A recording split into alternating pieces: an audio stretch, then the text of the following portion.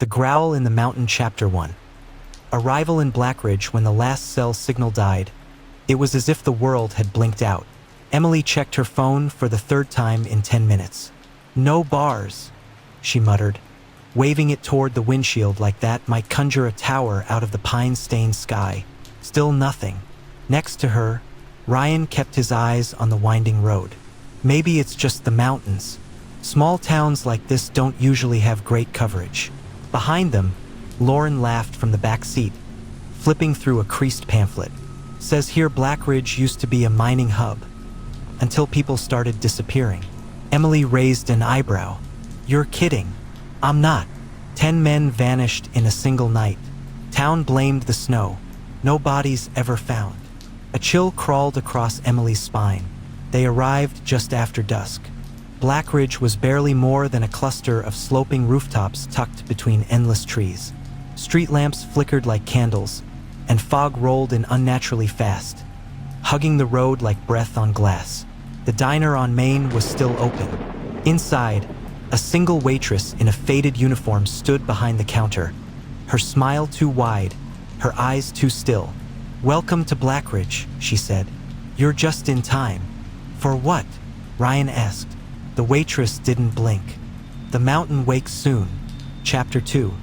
The stillness. They took the corner cabin at the edge of town, an old lodge with warped wood, crooked shutters, and a rusted moose head nailed above the door like a failed warning. The key had been left under the mat, along with a note. "Welcome.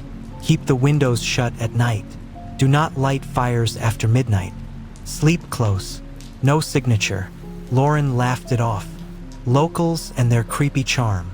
But inside, the air was cold despite the roaring fire Ryan built. Emily noticed the windows, double-paned, heavy with slats nailed along the frames, as if to keep something out, or maybe in. They unpacked in silence. The forest outside creaked and hissed like it was breathing. Later, at the diner again for dinner, the same waitress greeted them. Same outfit, same too-wide smile. "Do you feel it yet?" she asked, pouring lukewarm coffee into chipped mugs. Ryan frowned. "Feel what?" The waitress's smile widened. Her pupils were too big. "The quiet. It gets into your bones." Back at the cabin, the TV showed only static. No radio stations. No reception. The sky had darkened faster than it should have. A storm loomed above the mountain, its peak lost in thick cloud. Thunder rolled, but no lightning came. Around 3 a.m., Emily woke to a sound like something wet dragging across the roof. A rhythmic thump, then a whisper, not from outside, but from behind the walls. She held her breath. The whisper said her name. She didn't sleep again. Chapter 3. The road that wasn't there by morning. The fog had thickened into something more like smoke, dense, wet, and strangely still. Ryan stood outside, staring down the narrow road that led into town. Or should have. "What the hell?" he whispered. The road was gone. Not blocked, not flooded, just gone. Where there should have been a winding path, there was now only a steep slope of pine trees that looked ancient and undisturbed, like no car had ever passed through. Emily joined him, her face pale. "Where's the road?" I don't know," Ryan stammered. "It was right here. We drove on it last night." Lauren stepped out behind them, still in her hoodie. "We're probably turned around. Fog's messing with us." But they walked for over an hour. No turns, no paths, only endless, narrowing forest, as if the trees were closing in behind them. When they returned to the cabin, exhausted, something was off. Emily noticed it first. Her duffel bag, which she'd zipped shut, was open. Inside, her clothes were shredded. Not cut, torn, as if chewed. A smear of blood, wet and fresh, was on her underwear. They searched the whole cabin. No sign of entry. Doors were locked, windows still nailed shut. Then came the smell. From the attic, a sour, metallic stench like rusted meat. Ryan pulled down the ladder. They climbed up together. The attic was empty, except for the message, scrawled on the wall in something thick and brown red. "The mountain is hungry," and just beneath it, a bloody tooth, cracked at the root, still warm. Chapter 4. The bells in the trees that night, they didn't sleep. Around midnight, the fog thickened, creeping in through the tiny cracks in the walls like it had a will of its own. Ryan hammered boards over the vents. Lauren sat near the fire, gripping a poker like a weapon. Then they heard it. Tink, tink, tink, faint, metallic, rhythmic. It was coming from the woods.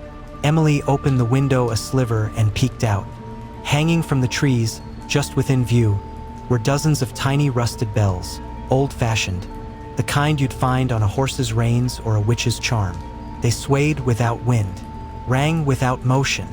Ryan stepped outside with a flashlight. "We need answers. We can't just sit here." He disappeared into the trees. The bells grew louder. Emily screamed when she saw the first figure between the trunks. A man, or what looked like one, naked except for a shawl of animal skins. His eyes were missing, just smooth, pale flesh where his sockets should be. Behind him, more came. They moved on all fours, their limbs bent wrong. Bell cords hung from their ribs, driven through the bone. Ryan didn't come back that night. Chapter 5. The return. He came back the next morning. But it wasn't Ryan anymore. He stumbled out of the fog at dawn, naked, drenched in blood, and smiling. "Good morning," he said calmly, voice hoarse. "I saw it. It lives in the rocks, in the caves, in us." Lauren backed away. Emily tried to hug him, but he recoiled, hissing like an animal. Scabs covered his arms in spiral patterns, fresh and angry. His fingernails were gone. In their place, blackened, swollen nubs, split to the flesh. "I brought you something," he whispered. He opened his mouth and pulled something out. A human eyeball, still twitching, dangling from a stretched nerve. Emily vomited. Lauren locked him in the bathroom. They didn't hear a sound for hours. Then came the rattling, and the scratching, and the screams. When they opened the door again, Ryan was gone. But the mirror was shattered, and in its shards were faces that weren't their own, watching. Chapter 6. The bone choir that night. The air changed. Not colder, not windier, just wrong. Emily and Lauren took turns staying awake. The bells outside rang louder, and from deep in the mountain, a sound like a deep throat clearing echoed across the valley. Just past 2 a.m., someone knocked on the door. Once, twice, then a dozen times in rapid succession.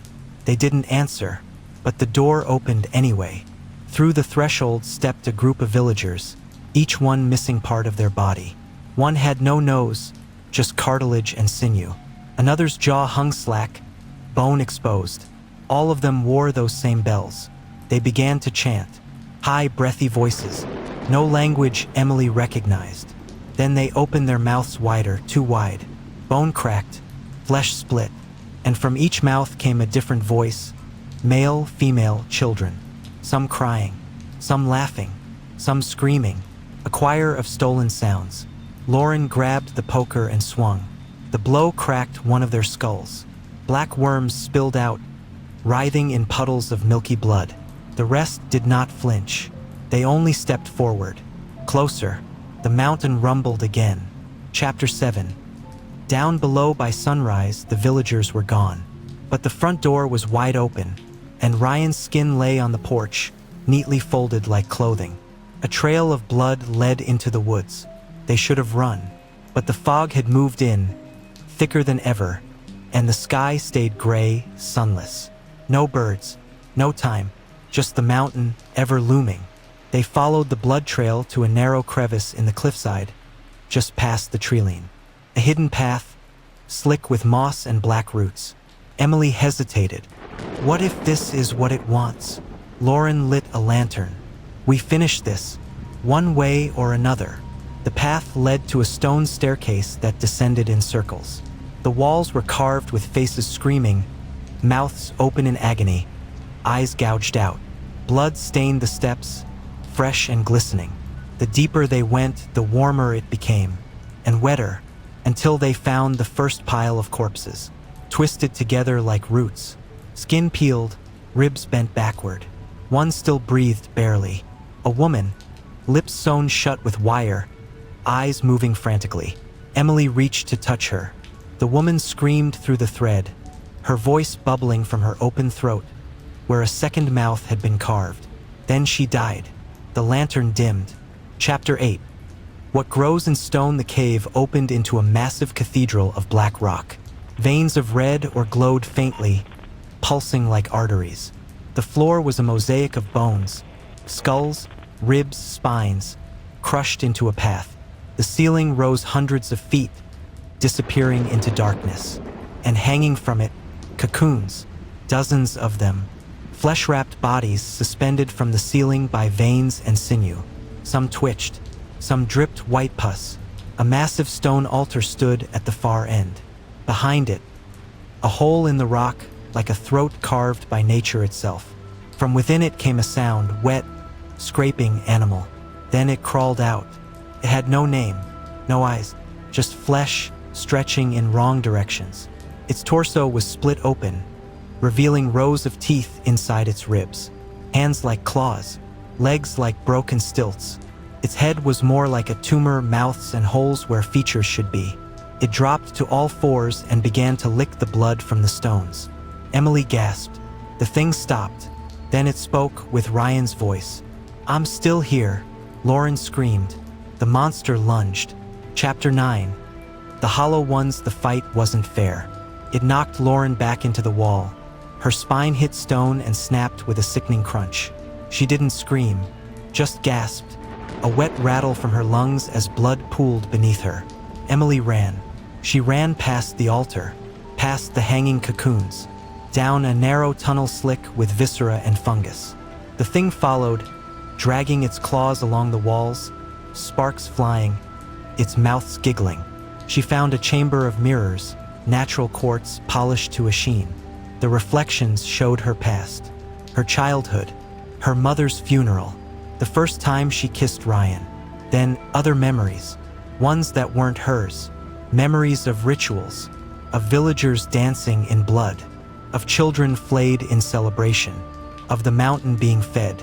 Again and again, the mirrors cracked. Behind her, the monster crawled in, grinning.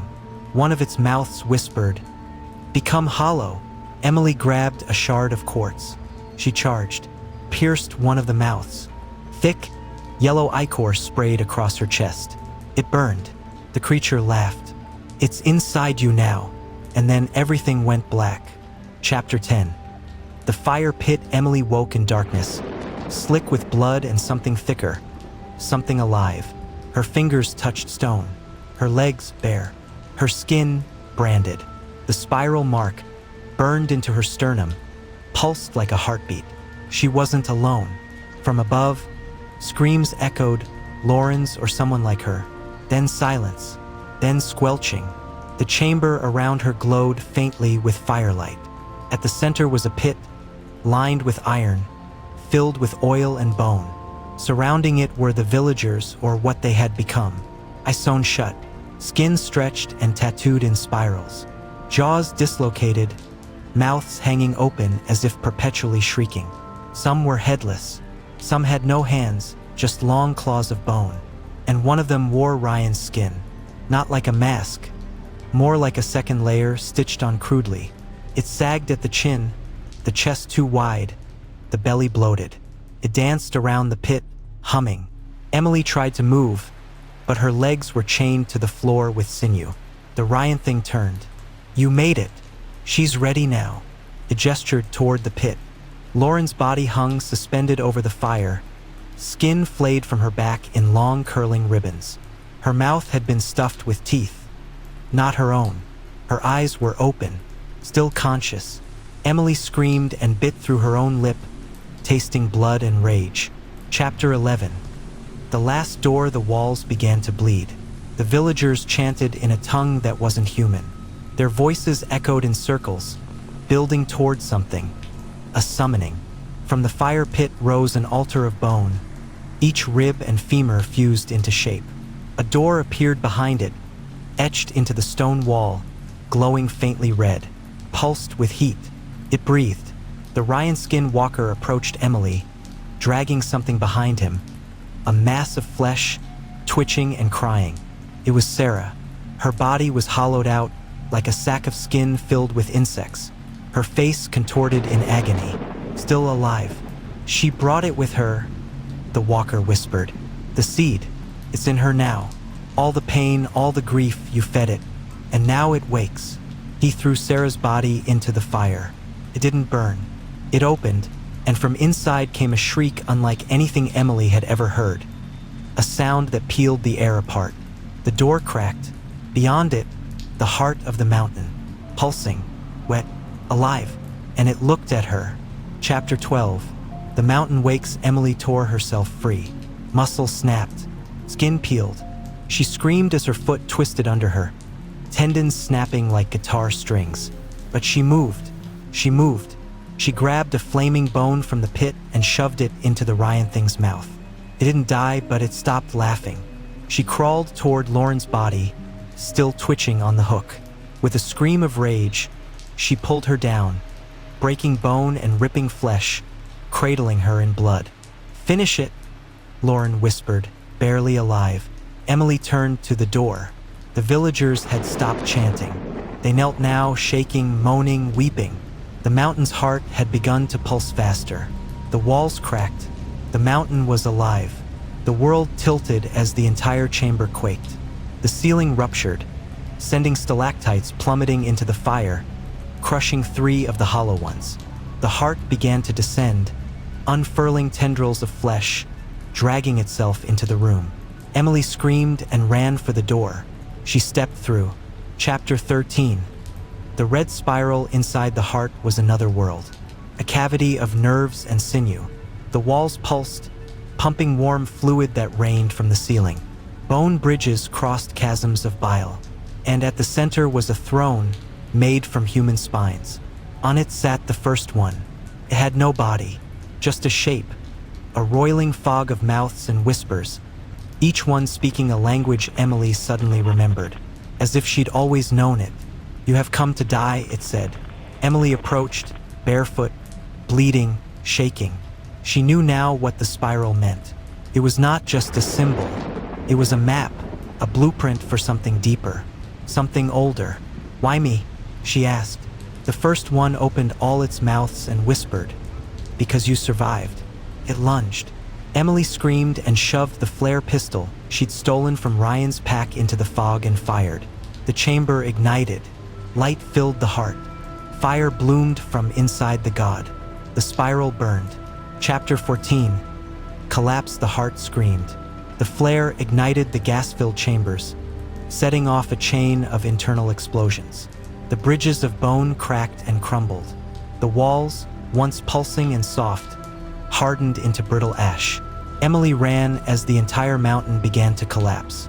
Behind her, the first one raged, its fog form writhing in the fire, mouths melting shut, skinless tendrils flailing blindly. From within its burning mass, she saw faces. Sarah's, Lauren's, even Ryan's, all trapped in its body like twisted portraits in meat. The villagers in the outer chamber screamed in ecstasy, throwing themselves into the flames, into the falling stone. Self-sacrifice, worship, madness. Emily climbed, barefoot, through tunnels that oozed black fluid and rained hot gore. Her hands bled. Her back was burned. She didn't care. All she could hear was the drumbeat of her own heart and the distant thunder of the dying god. As she neared the surface, the earth cracked apart beneath her feet, and the altar chamber exploded in a geyser of fire and bones. The mountain groaned one last time and collapsed in on itself, dragging its dead god down with it. Chapter 15. Returned to Blackridge, she emerged at dawn, a silhouette against the red sky, stumbling into the ruins of Blackridge.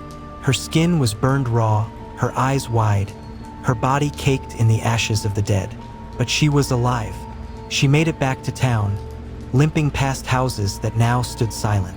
All the doors were open, all the windows broken. No one left, except for one person, the old man in the wheelchair, sitting on the edge of town with a spiral carved into his face. "You woke it," he said. "You fed it." Emily fell to her knees before him. "I burned it," she whispered. The man chuckled. "You lit the candle, girl. That's not the same as killing the dark. Behind him, the trees began to move. The fog rolled in, thicker than ever. The town sirens started again, even though no one was there to hear them. Chapter 16. What's left? Weeks later, rescue teams arrived. They found Blackridge empty. No bodies, no signs of struggle, just blood, bone, silence. Emily was found in the church, wrapped in a blanket, carving spirals into the pews. She didn't speak. She didn't blink. When they took her to the hospital, she finally whispered something into a nurse's ear. The nurse killed herself that night, gouging out her eyes with a rosary. The hospital burned down 3 days later. The mountain was officially declared a natural collapse site, and Blackridge was cordoned off by federal agents. Then the agents disappeared too. The spiral keeps showing up. On highways, in children's drawings, burned into cornfields, and at night, if you listen carefully, deep beneath the wind, you can still hear the chanting. And sometimes, just before sleep takes you, there's a whisper. The first sacrifice is memory. The second is flesh. The end. But maybe not for you.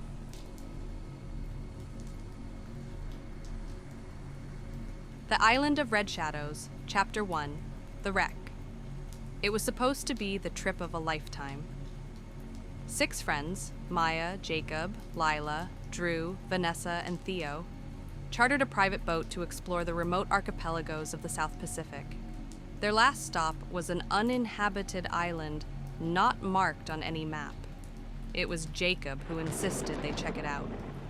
"Come on, it'll be our own private paradise," he grinned, clutching a half-rolled treasure map he'd found in a dusty second-hand store in Brisbane.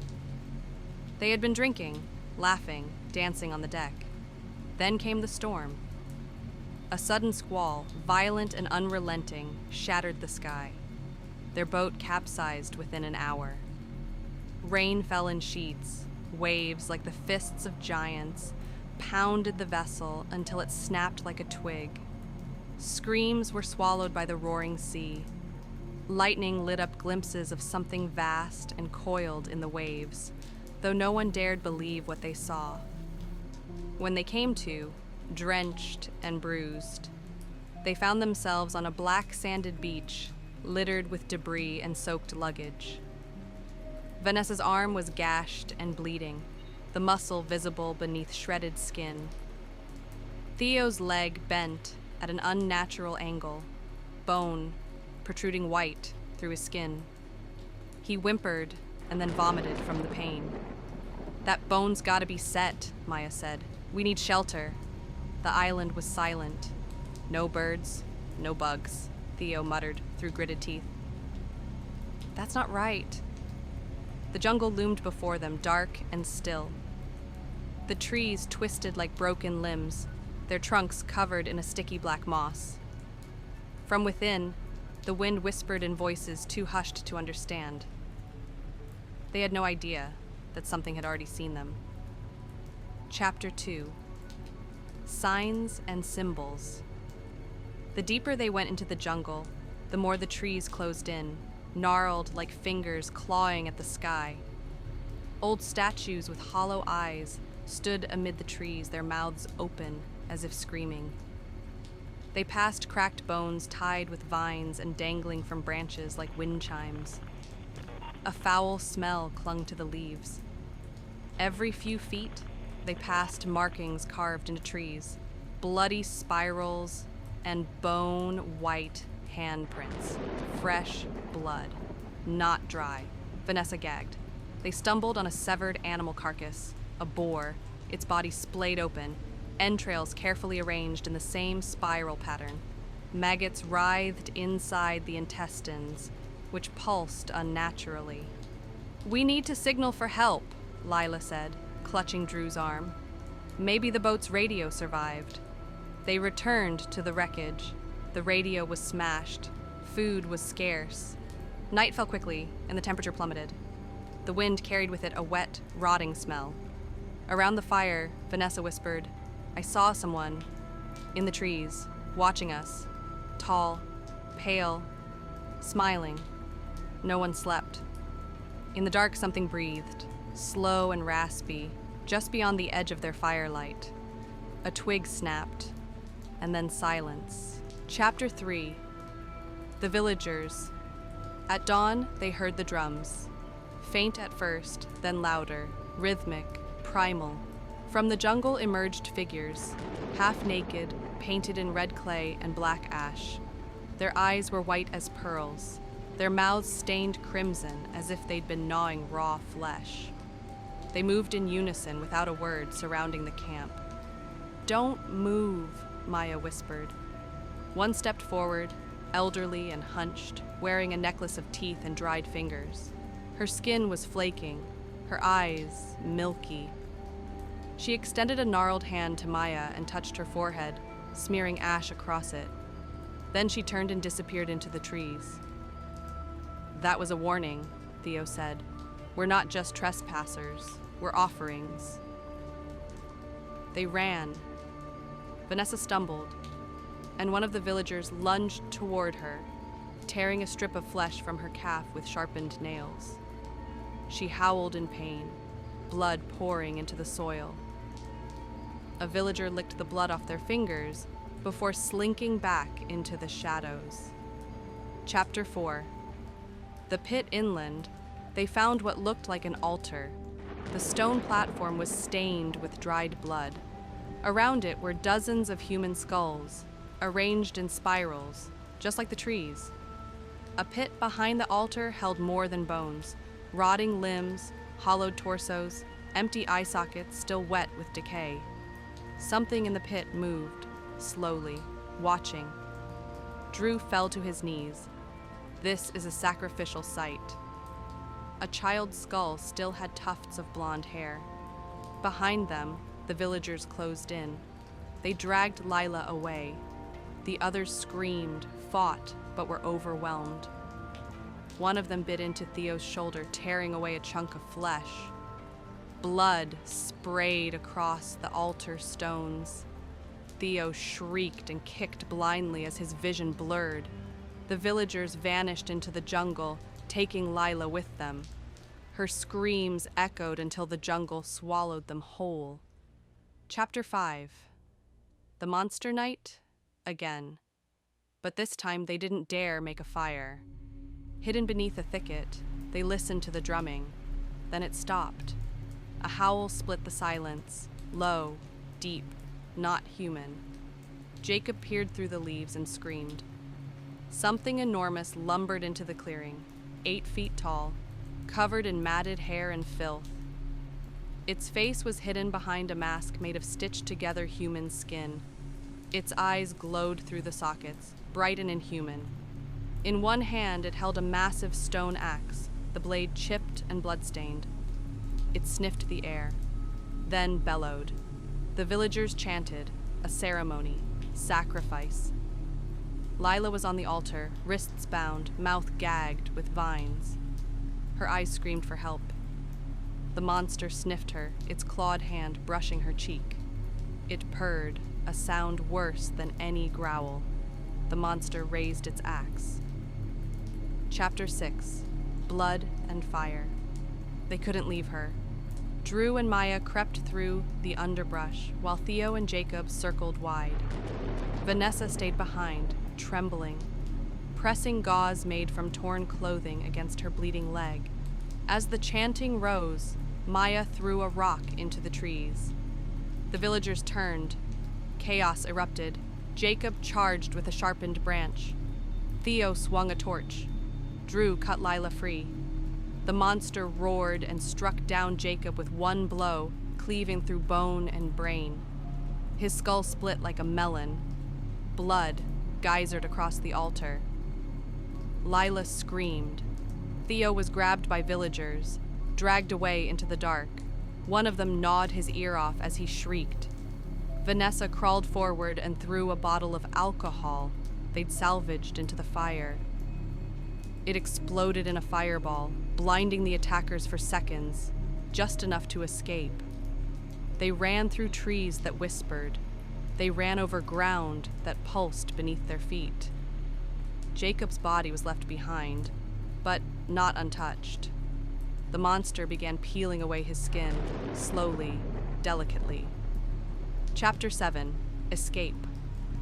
At the far end of the island, they found a cave with remnants of a crashed military plane. Inside, rusted guns, old rations, and a flare gun. A torn logbook showed the last pilot wrote, "They're in the trees. They feed it with blood. It wears the skins of the dead. We shoot the beast," Drew said, "then signal for help." Night again. The monster came. It stormed the cave, knocking Vanessa aside. Her head cracked against a rock and she went limp. Drew shot. Once. Twice. The bullets buried in its chest, but it didn't even flinch. Maya grabbed the flare gun. "Come get me, you freak!" She fired. The flare exploded into its face, igniting the mask.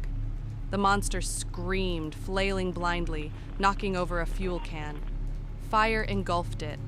It thrashed, dragging its own claws across its face, tearing away, burning flesh.